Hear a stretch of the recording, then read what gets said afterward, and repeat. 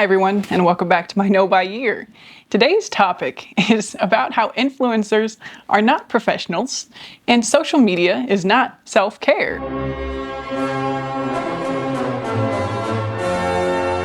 So let me unpack those opening statements a little bit and explain more what I mean. Influencers, while they might be professionals at their job of influencing, they are often not professionals on the topics that they talk about, myself included. I'm not a professional conscious consumer.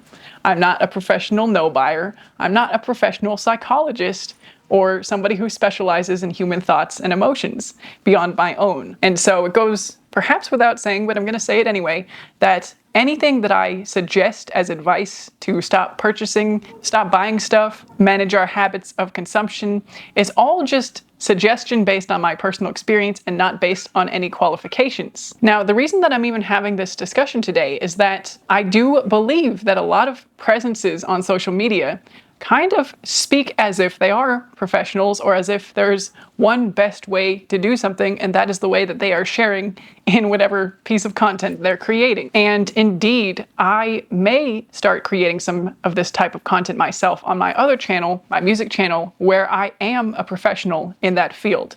And there are professionals on these platforms, right? There are doctors, there are lawyers, there are people who are qualified to give the advice that they're giving. So I'm not talking about those channels where they actually are professionals. I'm talking about the channels that are more geared towards life advice, gurus that give coaching, specialists in trends like minimalism, or to some extent, fashion influencers, stylists who are not necessarily formally stylists, or lifestyle vloggers who, you can't really professionalize having a life and sharing your life online. I mean, I guess you can kind of argue that the aspect of filming and sharing and editing is the professional side of it. But oftentimes in these lifestyle or trend-based kinds of content, you will see advice, you will see recommendations, you will see, in other areas, the productivity category, the area of self-reflection and life improvement in general, I guess, is perhaps a better realm for this, life improvement. There's a lot of people documenting, trying to improve their lives online. And again, I'm included in this category. And the traps that I personally have fallen into in the past involve taking advice from these channels and considering it in a more legitimate way than I would consider a professional's advice and recommendation.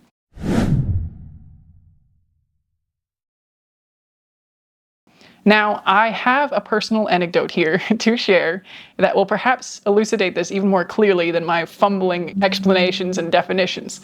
So I'll just cut to the chase and get to my story. Those of you who've seen some videos on my channel already may know about the infamous greens powder that I talked about maybe for the first time in the video of everything I was influenced to buy, and was sharing that I was considering buying some greens powder.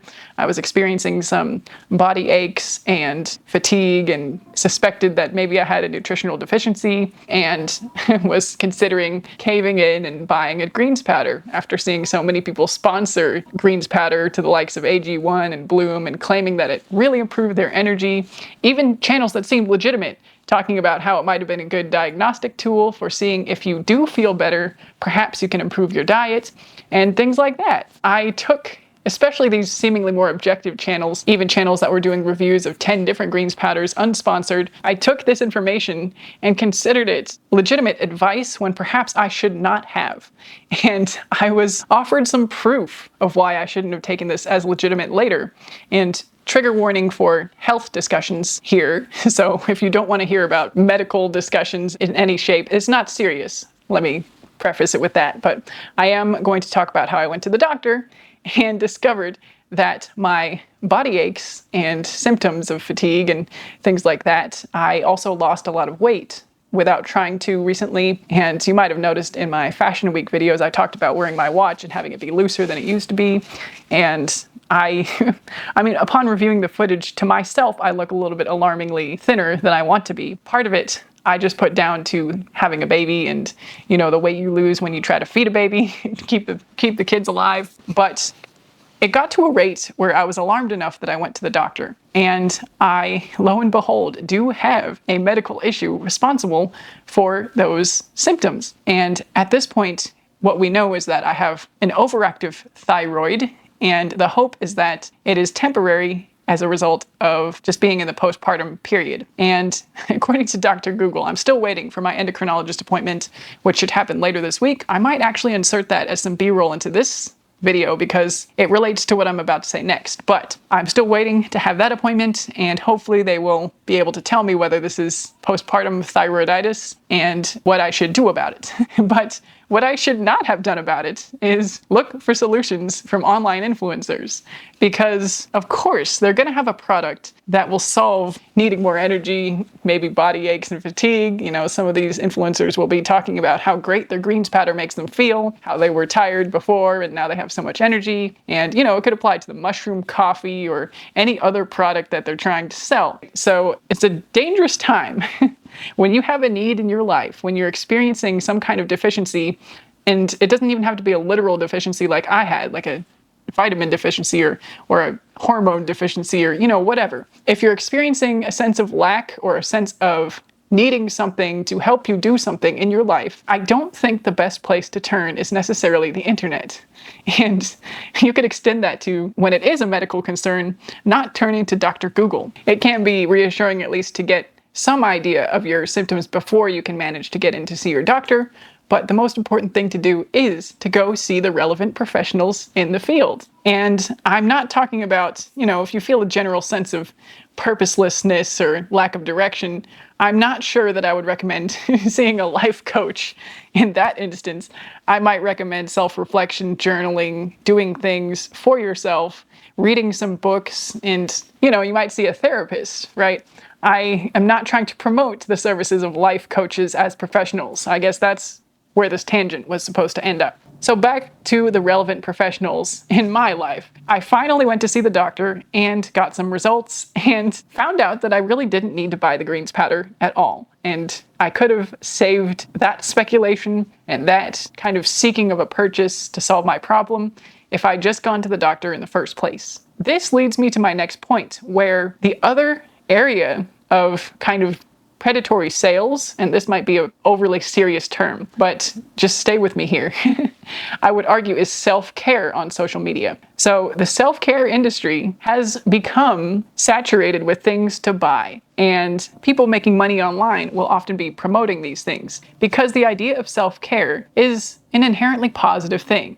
Taking care of yourself, maintaining yourself, prioritizing yourself and your own needs, making sure that you are creating the conditions for yourself to feel healthy and happy, relaxed, de-stressed, all of the positive things that we want to feel in our everyday lives. The problem is when it's tied to a purchase and a recommendation from a non-professional who has motivations other than the success of their clients or their viewers, right? It's not to say that influencers are not thinking about their viewers and the benefits that the products that they're talking about might have. Hopefully they are, but it's undeniable that at least some of these people are doing it for financial motivations or motivations of their own interest and not the interest of their viewers or the people that might purchase the products. And the self-care genre is one of the biggest traps for many reasons. It falls into those insecurities of our emotions and our body and our health. It falls into the treat yourself mentality and the I deserve it mentality, because all those things are true, but also not necessarily occasions for a purchase. But we can be convinced, if we're in that mindset, that a purchase is okay.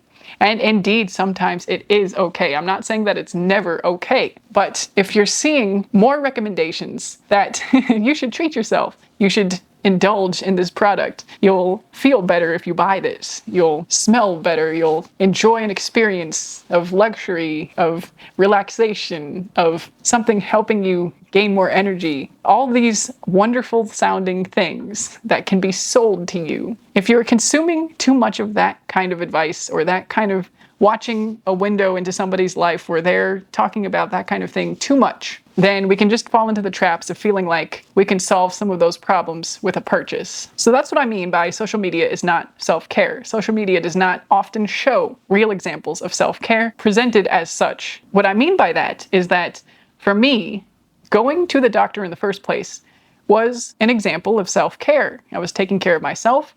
I was making sure that my anxieties were going to be alleviated about the symptoms that I was experiencing, and prioritizing my health and happiness by going to the professional in the field, in real life. And I am going to be doing that again this week, going to the endocrinologist after having the blood tests and the thyroid ultrasound and seeing what they can do with that information. So that, to me, is an example of self-care that we don't often see labeled as self-care. Other things might include going to the dentist, going to the eye doctor, keeping up with your regular appointments. Instead of taking luxurious baths or buying expensive perfumes and body scrubs and razors to shave with and makeup products and beauty products and Bath and Body Works candles or things to romanticize life, it's oftentimes doing the non-romantic activities that is the true example of self-care, and frequenting the examples of local professionals in your area that can help you get the true advice that you need, instead of absorbing little pieces of advice from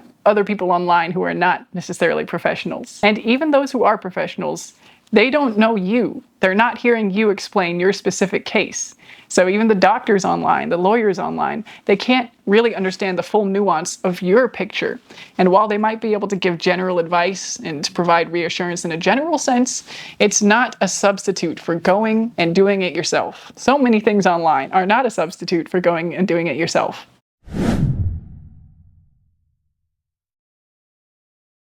There was a period during 2020 where a lot of my job went online. So instead of seeing people in person, I would see people online. And sometimes it was making performance videos to serve to the community. Other times it was doing music lessons live online. And even the difference between seeing somebody live in front of you and seeing somebody live online is palpable to me. It was very tricky because in that time period, the transition was to just go from in-person to online. And if I were to do this in real life now, going forward, I would actually argue that the online service is, I don't want to say less valuable, but it's different than the in-person service. Obviously, during that time period, we didn't have an alternative, so perhaps it wasn't important to be aware that online is different than real life because there was no option to choose real life. But now going forward, I do have the awareness that online is different from real life and should be treated kind of accordingly, even when it's face-to-face live time through a screen. I guess in the case of this video, this is an example of that, where I'm not able to talk to you in real time. I'm not able to converse with you directly. And in the medium of YouTube, there's not even a chat feature where I can respond to you more instantly. It's a case of receiving a comment and then who knows when, in relation to the time that it was posted, that I'm going to see it. Who knows if I'm going to have time to respond thoughtfully. I have been trying to do so and will continue to try to do so, but it's just not the same as interacting in real life. And it's not to say that I had absolutely no awareness of this before, but my awareness, now that I've removed the option to purchase or to consume as part of that feeling of community, my awareness has changed and it is a little bit different. It has deepened, perhaps. It has become more realistic. And now, with this experience as well, in real life, of having a problem that I purchased a product with the hopes to solve, and then realizing that the problem was rooted in something that nothing I buy could help, right? I'm not including the case of if I get prescribed medication and if I pay for that, like that's not what I'm talking about. Okay, maybe I can buy the medication, but I could not buy taking myself to the doctor and taking that initiative to go and find out what my problem was from a trained professional who could interact with me face to face. And then conflating that kind of activity with the self-care that is shown and depicted online through taking a trip to Target and buying 10 different Tree Hut body scrubs. Like that's just a little bit of a dichotomy that I didn't see as clearly